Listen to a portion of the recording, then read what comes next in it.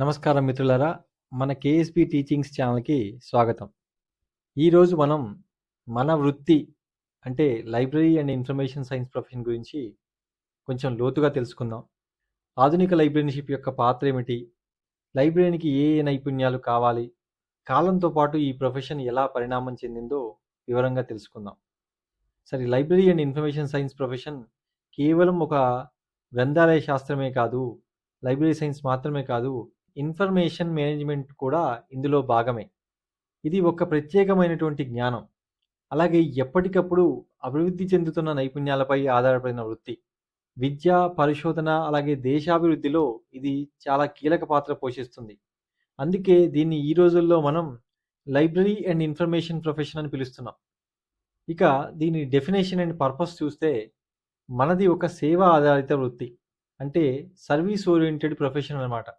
మన ముఖ్య లక్ష్యం ఏంటంటే యూజర్లకు మరియు సమాచారానికి మధ్య ఒక వారధిగా నిలవడం. వారికి నమ్మకమైన, సరైన సమాచారాన్ని వీలైనంత వేగంగా అందించి వారిని సాటిస్ఫై చేయడమే మన అంతిమ లక్ష్యం. ఇందులో సైన్సు, మేనేజ్మెంటు, ఐటీ, ఎడ్యుకేషను ఇలా అన్ని రంగాలు కలిసి ఉంటాయి. అందుకే ఆధునిక జ్ఞాన సమాజాలకు మద్దతు ఇచ్చే ఒక బహుళ విజ్ఞాన శాస్త్రంగా, మల్టీ డిసిప్లినరీ ఫీల్డ్‌గా ఈ లైబ్రరీ సైన్సు ఎదిగింది. ఇక ఈ ప్రొఫెషన్ యొక్క లక్షణాలు చూద్దాం. ఒక పనిని వృత్తి, ప్రొఫెషన్ అని ఎప్పుడంటాం? దానికి కొన్ని లక్షణాలు ఉండాలి. మన లైబ్రరీ సైన్స్ వృత్తికి కూడా ఆ లక్షణాలు ఉన్నాయో లేదో చూద్దాం. ప్రత్యేకమైనటువంటి జ్ఞానం. ఇది మనకు లైబ్రరీ అండ్ ఇన్ఫర్మేషన్ సైన్స్ చదువులు, పరిశోధనల ద్వారా వస్తుంది. అలాగే నిర్దిష్టమైనటువంటి శిక్షణ. దీనికి డిగ్రీ, పీజీ వంటి అకాడమిక్ కోర్సుల అవసరం ఉంది. సర్వీస్ ఓరియంటెడ్, సేవా దృక్పథం. మన లక్ష్యం లాభం కాదు, సమాజ సేవ. అందరికీ సమాచారం అందించడమే మన ధ్యేయం. ఇక కోడ్ ఆఫ్ ఎథిక్స్. ఇది మన ప్రవర్తనను, మనం పాటించాల్సిన నైతిక నియమాల్ని నిర్దేశిస్తుంది. ఇక వృత్తిపరమైనటువంటి సంఘాలు. ఉదాహరణకు ఐఎల్ఏ, ఐఏఎస్ఎల్ఐసి వంటివి మన వృత్తికి మార్గనిర్దేశం చేస్తూ ప్రమాణాలను కాపాడుతాయి. ఈ లక్షణాలన్నీ మన వృత్తికి ఉన్నాయి కాబట్టి మంది ఒక ప్రొఫెషన్. ఇక ఎవల్యూషన్ ఆఫ్ రోల్స్. లైబ్రేరియన్ పాత్ర కాలంతో పాటు ఎలా మారిందో ఇప్పుడు చూద్దాం. కస్టోడియన్. ఒకప్పుడు మనం కేవలం పుస్తకాలను, తాళపత్ర గ్రంథాలను భద్రపరిచే కాపలాదారులుగా, ఒక కస్టోడియన్గా ఉండేవాళ్ళం. లైబ్రేరియన్. ఆ తర్వాత జ్ఞానాన్ని సృష్టించే వారికి అంటే రచయితలకి, అలాగే ఉపయోగించే వారికి పాఠకులకు మధ్య వారధిగా మారాం. డాక్యుమెంటేషన్ ఆఫీసర్ అంటే ప్రింట్ కాని పరిశోధనా పత్రాలు, రిపోర్ట్లను నిర్వహించే వారిగా మారాం. ఇన్ఫర్మేషన్ ఆఫీసర్ లేదా సైంటిస్ట్ డిజిటల్ సమాచారం నిర్వహించే మేనేజర్లుగా, నాలెడ్జ్ ఫెసిలిటేటర్లుగా కూడా పరిణామం చెందాం. ఇక ఆధునిక లైబ్రరీ అండ్ ఇన్ఫర్మేషన్ సైన్స్ ప్రొఫెషనల్గా ఈరోజు మన పాత్రలు ఇంకా విస్తరించాయి.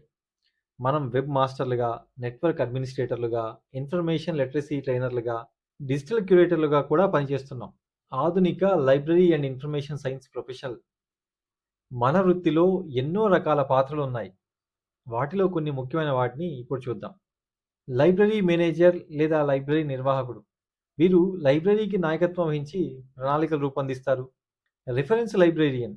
యూజర్లకు కావలసిన సమాచారాన్ని కనుగొనడంలో సహాయపడతారు. వర్గీకరణకర్త లేదా సూచీకరణకర్త.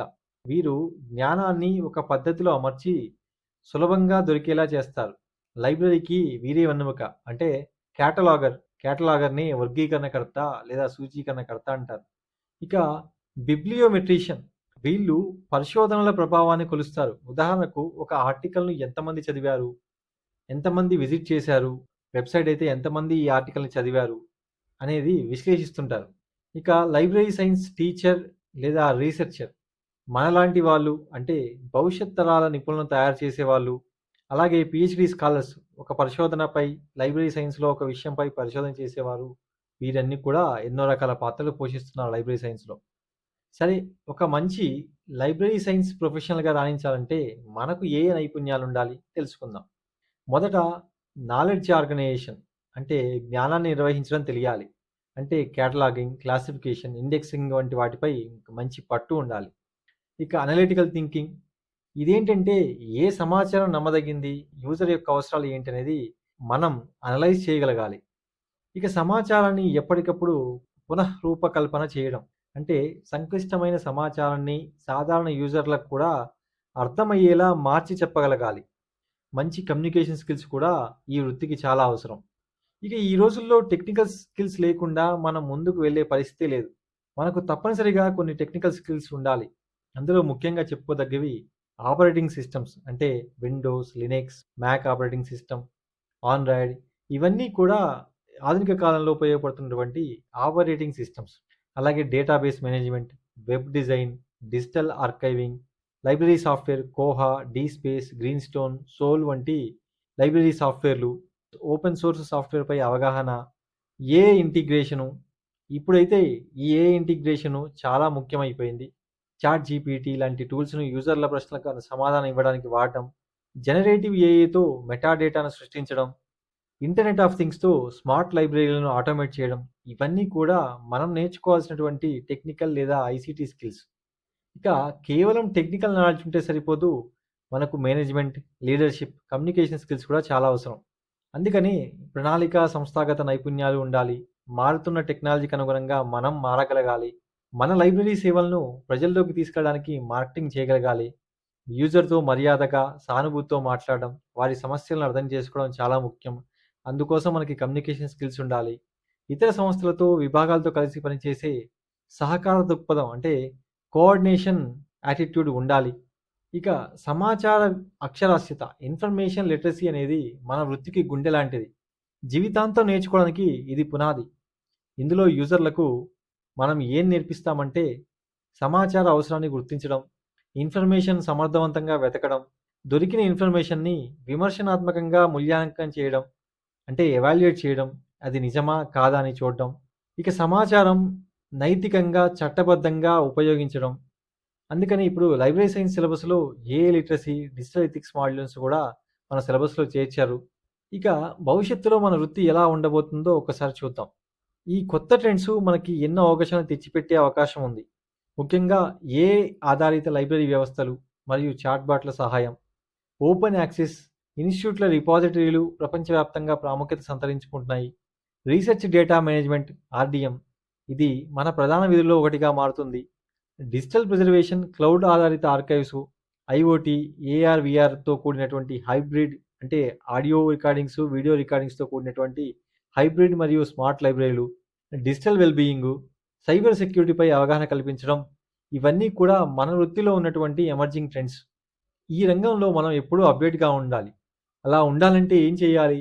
నిరంతర అభ్యాసం, మూక్, ఆన్‌లైన్ సర్టిఫికేషన్‌లు, ఏఐ వర్క్‌షాప్‌ల ద్వారా కొత్త విషయాలు ఎప్పటికప్పుడు నేర్చుకుంటుండాలి. ఇక ఇఫ్లా, ఐఏఎస్ఎల్ఐసి, ఐఎల్ వంటి వృత్తిపరమైన సంఘాల్లో చురుగ్గా పాల్గొనాలి. ఇవి మనకు అండగా ఉంటాయి. మన వృత్తి ప్రమాణాలను కాపాడతాయి.